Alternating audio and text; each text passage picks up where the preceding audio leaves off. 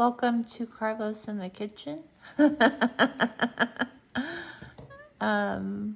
He's making me a roast beef sandwich for lunch. Cheese? Yes. Roast beef? Yes. Lettuce? Yes. No mustard. I see the mustard on the counter. If you can get the cheese open. Yummy.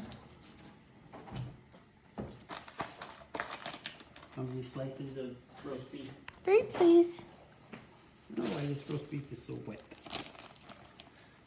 I think it's all the juices in the... I like it wet, though. I meant the roast beef.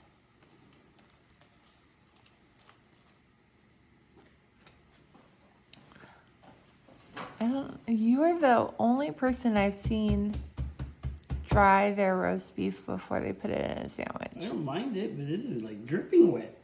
Yum.